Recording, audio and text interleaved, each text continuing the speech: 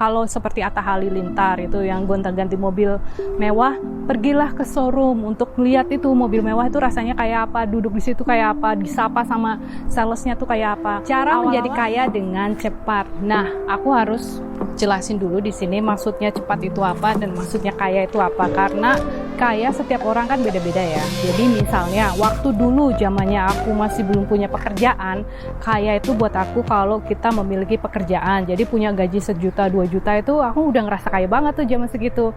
Begitu juga ketika aku memiliki gaji 1 juta 2 juta, terus aku merasa kalau aku mesti berasa kayak orang kaya kalau aku memiliki gaji puluhan juta. Nah, setelah aku memiliki gaji puluhan juta, aku juga merasa aku kayaknya butuh ratusan juta nih. Puluhan juta itu nggak cukup ya kan. Nah, seterusnya ya sampai ke MM-an pun kadang kita merasa bahwa itu belum kategori sebagai kaya. Jadi teman-teman harus mendefinisikan dulu secara detail dan jelas maksudnya kaya itu apa. Harus jelas ya. Definisi kaya buat setiap orang itu berbeda-beda. Begitu juga dengan definisi cepat. Nah, kalau aku jelasin di sini, waktu awal-awal aku menggunakan teknik ini memakan waktu kurang lebih 2-3 tahunan ya, dari pengangguran sampai akhirnya aku punya gaji 1 juta, 1,5 juta kayak gitu. Itu makan waktu sekitar setahunan sampai akhirnya aku dapat pekerjaan itu. Terus dari sana ke puluhan juta itu sekitar 2 tahunan kayak gitu. Tapi semakin lama karena aku udah tahu tekniknya, semakin cepat. Jadi ketika aku membuat uang yang aku nggak mau pamer ya, pokoknya banyak yang dulu mungkin dipikirnya bakal ngabisin waktu sekitar tahun-tahunan, ini cuma dalam waktu 7 bulan aja ya. Dan itu lebih banyak banget lah pokoknya dalam waktu 7 bulan.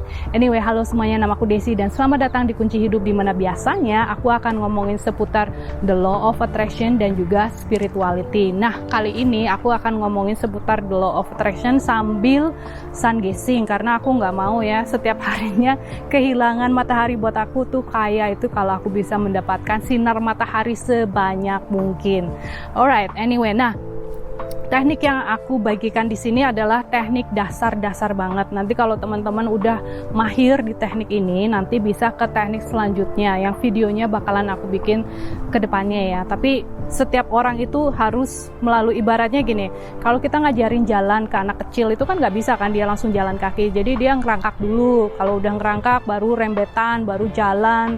Nanti baru dari sana dia akan lari, terus naik sepeda kayak gitu kan. Nah, ini versi merangkaknya dulu, yaitu menggunakan diary ya, atau jurnal, atau bisa dibilang scripting, tapi aku lebih suka dibilangnya sebagai journaling, karena kalau scripting kan kita udah tahu apa yang kita inginkan. Nah, yang ini kan kita belum tahu ya, jadi kita harus mikirin bareng-bareng bersama-sama apa dulu yang kita mau. Right, step pertama itu adalah intention. Segala sesuatunya kalau kita sudah tahu intentionnya atau niat, itu dia memiliki kekuatan yang lebih. Jadi ibaratnya kalau proses yang kita inginkan itu 100%, dia sudah di 80% kalau pakai niat. Niat ini harus diselaraskan dengan apa yang dipikirkan dan apa yang dirasakan. Jadi harus koheren.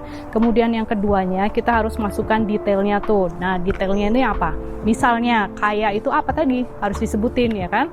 Terus kayak aku waktu itu ya, kaya itu yang memiliki gaji sekian-sekian. Nah, dari sana aku ngerangkaknya dari sana. Dari gaji 1,5 juta ke 3 juta, terus aku gandakan 2 kali lipat, itu merangkaknya aku begitu. Terus dari sana aku mulai ngerasa gini, aduh capek juga ya, lama juga nih kalau kayak gini caranya gitu kan, karena hampir setiap setahun sekali selalu dipecat ya atau ganti pekerjaan. Nah, warning, setiap kali kita pengen segala sesuatu dan keinginannya itu selalu berubah, dan apa yang kita dapetin saat itu tidak sesuai dengan keinginan kita, biasanya kita akan dihentikan dari hal tersebut. Jadi kayak cycle, waktu aku pengen punya gaji 3 juta, ke 6 juta aku dipecat. Nah, setelah aku punya gaji 6 juta, terus aku pengen ke 12 juta, aku dipecat lagi.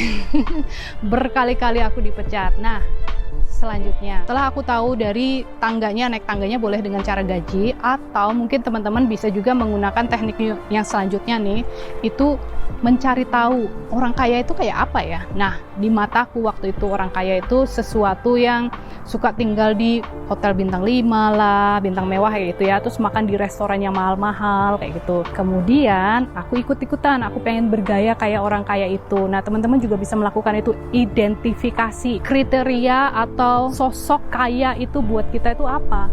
seperti apa. Kalau buat aku kan, orang yang nginap di hotel bintang 5 lah at least, atau bintang 6 atau yang lebih tinggi lagi, itu namanya orang kaya. Waktu itu aku boro-boro tinggal di hotel seperti itu ya kan. Bayar kos aja masih kembang-kempis gitu kan. Nah, tapi aku pergi ke hotel bintang mewah itu. Begitu mereka bukain pintu, terus mereka kasih hormat kayak gitu ya, rasanya risih banget. Kayaknya aku nggak pantas berada di tempat itu. Aku ngeliat ke sandalku kan, aduh sandalku sandal jepit, bajuku bukan baju bermerek, itu masih ada minder-mindernya. Nah, ingat, ini harus dilatih, karena kalau kita masih di posisi seperti itu, kita kan menarik apa yang sama dengan diri kita. Law of attraction kan seperti itu, yang vibrasinya sama. Kalau kita merasa minder berada di tempat seperti itu, ya kekayaan itu minder sama kita, dia nggak mau deketin sama kita ya kan. Tapi kalau kita ngerasa pede, kita merasa belong to it, merasa aku sama kamu itu satu bagian, ya otomatis dia akan kayak magnet itu saling nempel kayak gitu ya. Nah, jadi aku membiasakan diri untuk masuk ke hotel bintang 5. Waktu itu misalnya ada program breakfast murah, atau mungkin ada acara zumba bareng-bareng, olahraga pagi bareng-bareng, sesuatu lah yang diadakan di hotel bintang 5, aku ikut hanya untuk membiasakan diriku untuk berada di lingkungan seperti itu. Terus aku membiasakan diri untuk makan di restoran-restoran yang mahal. Awal mulanya itu aku ingat aku pernah makan di restoran tuh, makan apa ya, kayak clam, kayak aku nggak inget saat ini namanya, nanti aku tulis aja di situ karena aku nggak terbiasa makanan itu, sampai sekarang pun aku nggak terbiasa. Dan dia itu waktu aku makan orang lain tuh ya, makanya tuh kayaknya enak banget, blub. Waktu aku masuk itu mentok di mulut, jadi mau aku lepeh ya, aku buang, itu kayaknya nggak enak gitu kan, malu sama orang lain, ditelan nggak bisa nelen karena rasanya itu nggak enak banget. Nah, hal-hal seperti itu, pergi ke toko-toko barang mewah kayak tas branded, mereka itu membukakan pintu, terus aku ditawari minuman, mau minum apa, terus servisnya bagus banget. Awal mulanya aku canggung, kagok, tapi aku pergi aja. Nah, ini juga salah satu dari teknik the law of attraction. Ketika kita pergi ke tempat-tempat mewah, ke tempat-tempat mahal, perhatikan detailnya, image. Ingat, image, imagination, image, gambaran, ya kan? Kalau kita bisa berada di sana secara langsung, kan datanya semakin banyak. Kita harus koleksi data kan? Data sebagai orang kaya itu apa? Nah, dari bau ruangan itu kan beda ya. Dari baunya toko yang biasa aja sama toko yang wow, itu baunya beda, say. Nah, kita cium tuh baunya, terus orang-orangnya, cara mereka membelikan pelayanan, servis ke kita itu beda. Hotel bintang mewah sama hotel bintang biasa itu juga beda. Nah, kita collect datanya itu, dari mulai baunya, suasananya. Aku pernah juga tuh pergi ke Bulgaria ya, satu malamnya kayaknya 50 jutaan lah waktu itu. Oh my god, kayaknya nggak mungkin banget gitu kan kita pergi di sana. Tapi aku pergi untuk breakfast atau lunch, aku lupa lah ya. Itu pun habisnya sekitar 5 jutaan. Itu begitu kita masuk itu silent, gak ada suara, sepi, cuma suara burung aja. Itu cuma burung-burung cip kayak gitu. cip. Dalam hatiku nggak cip, mahal. Nah, terus dari sana kita kumpulin data dari suasana, pendengaran, ingat 5 sense, apa yang kita lihat, apa yang kita cium, apa yang kita pegang, suhunya bagaimana, terus apa yang kita cium, aku deh ya, pokoknya mata, hidung, lidah. Kalau bisa kita makan makanan orang kaya itu kayak apa rasanya. Yang awalnya aku nggak doyan, yang menurutku nggak enak, aku lebih suka nasi padang atau nasi warteg tuh, nasi campur, oh enaknya. Nah, atau mendoan, dibandingkan yang siapa dia?